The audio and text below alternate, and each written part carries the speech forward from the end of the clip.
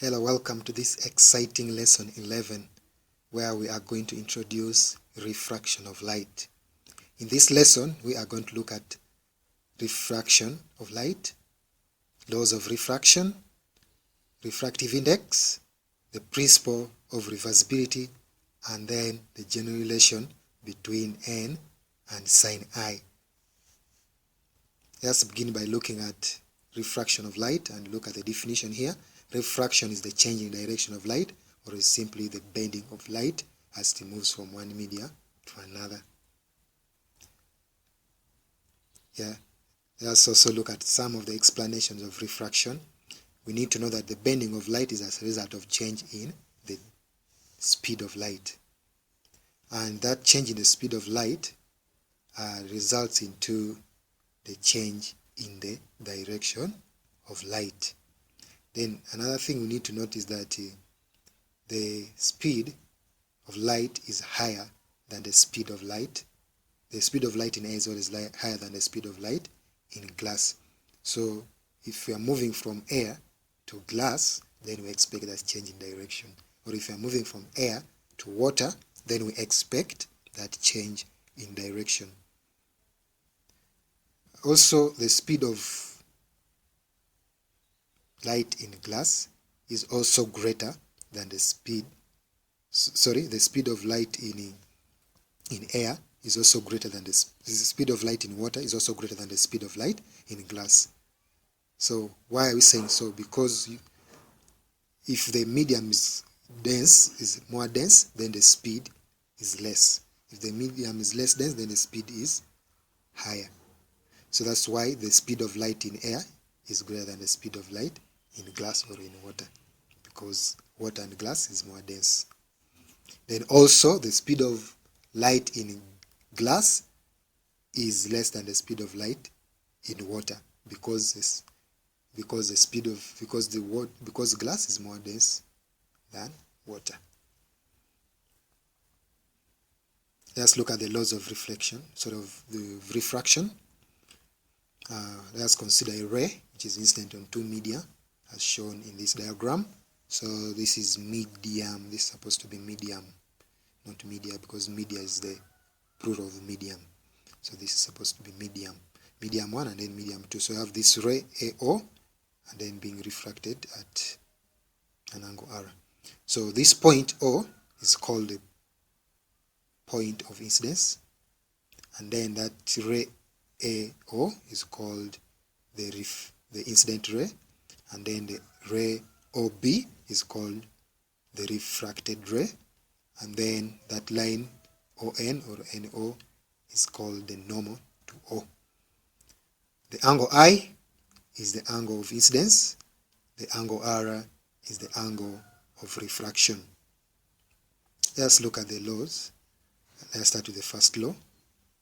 The first law states that the incident ray, the refracted ray, the normal at the point of incidence all lie in the same plane. At the point of incidence all lie in the same plane. That's law 1. Then law 2 states that the ratio of the sine of angle of incidence to the sine of angle of refraction is a constant for a given pair of media. Now that law is also called the Snell's law. It's also called the Snell's law. This is the mathematical representation of that law. Let's look at the refractive index. Remember that constant, we are calling it the refractive index, the constant, the sine, that constant which gives you the ratio of the sine of I of sine of R is equal to a constant, and that constant is what we call the refractive index, N. So how do you define the refractive index? The refractive index is defined as the ratio of the sine of angle of incidence to the sine of angle of refraction for a given pair of media. Now, so it is for a given pair of media, but of course, if you are defining the one for refractive index, it must be moving from air to that medium, from air to medium. So that is a note that we need to know, that this is the ratio of the sine of angle of incidence to the sine of angle of refraction for a ray of light traveling from air to a given medium. So it must be for a given medium. So it's not just any medium, but from air to that any given medium. So that's what we need to note. Or you can also define it as the ratio of the speed of light in a vacuum to the speed of light in a medium, or the ratio of the speed of light in air to the speed of light in a given medium, or in any given medium.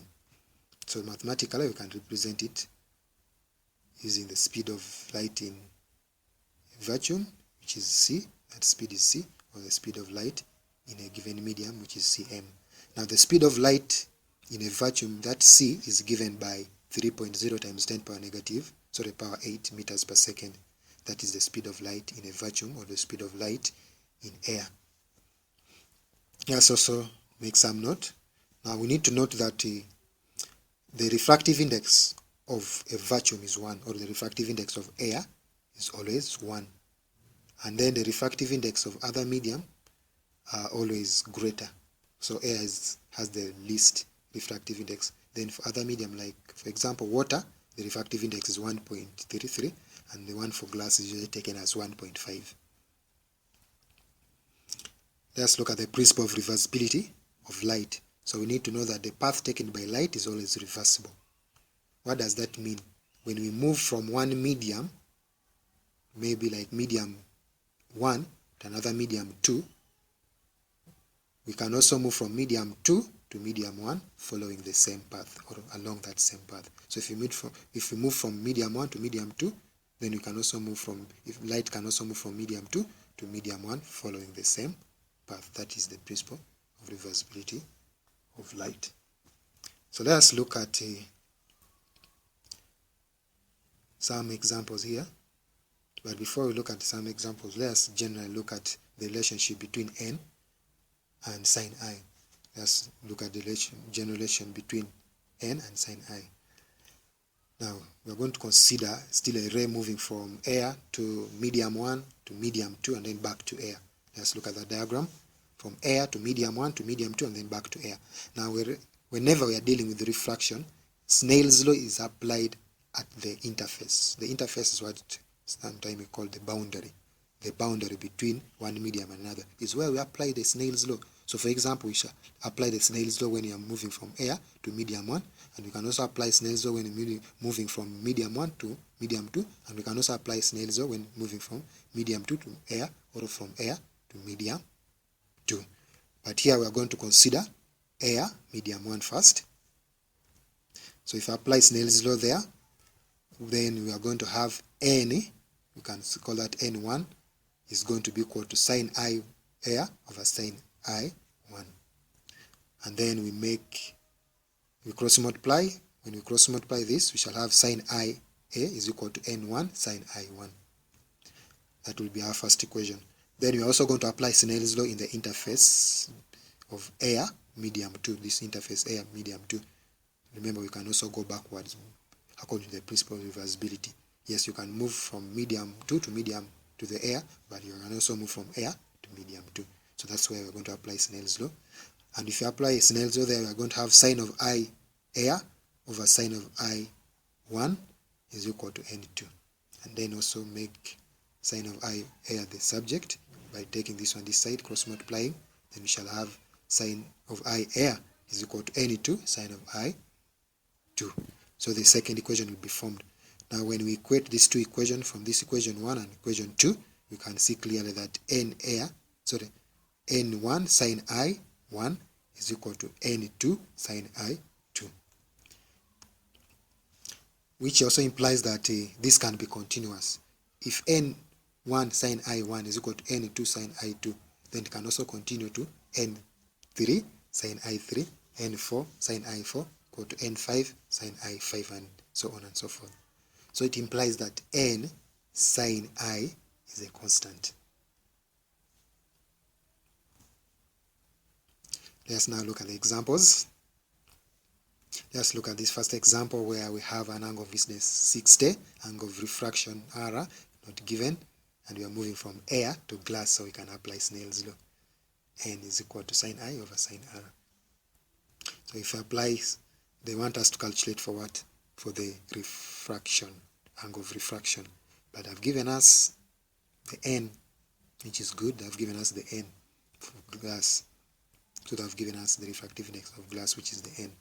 So we shall say n is equal to sine I over sine r. Replace for n as 1.52, and then sine of 60 divided by sine of r. Make sine of r the subject. We shall get sine of 60 is 0.8666, then you divide it by 1.52. Then to get that, when you divide that, you get 0.569, and that will give us, so if you get the sine arc of this, the sine inverse of this will give us r, and that is going to give us 34.7 degrees. Let's also look at this other second question. The angle of incidence of water of refractive index 1.33 is 45 degrees. Find the angle of refraction. Yeah, so we have I as 45, and then we have n as 1.33. So we can get r. So we can still use Snell's law, or even we can use the relation n sine I is equal to a constant.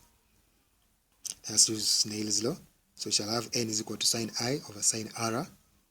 Therefore, we shall have 1.33 is equal to sine of 45 divided by sine of r. Same thing, make sine r the subject, and we shall divide that, and you get sine r is going to be 0.53. So if you want to get r, we shall get the sine arc of 0.53, which will give us 34.7. Now, let's also look at another question here. Question 3. Calculate the refractive index of glass if a ray of light is incident on it at an angle of 60 degrees and is refracted at an angle of 35 degrees. So they've given us the angle of incidence, and have also given us the angle of refraction. So here we can use Snell's law, this, or we can even use the constant, n sine I is equal to constant, which means that we are moving from where? We are moving from, remember we are moving, this is the refractive index of glass, so it seems we are moving, let me see, calculate the refractive index of glass if the ray of light is incident on it at an angle of this. Yeah, so it means that it is from air to glass. So we shall say n air sine I air is equal to n glass sine I glass.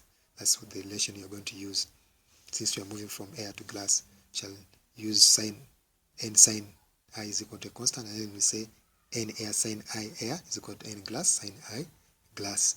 Then we shall replace n air is 1, and then sine I air, that is the angle of incidence in air, is 60, and then in glass the angle of refraction, which is I glass, is 35.3. So replace that, and when we replace that, we shall now have n glass to make the subject. And if we make n glass the subject, remember we can get this using a calculator, and even this using a calculator, and we shall get sine of 60 is the same as 0.866, and it's recurring. And then also to 3 decimal places we shall have this. Then also sine of 35.3 is 0.5778.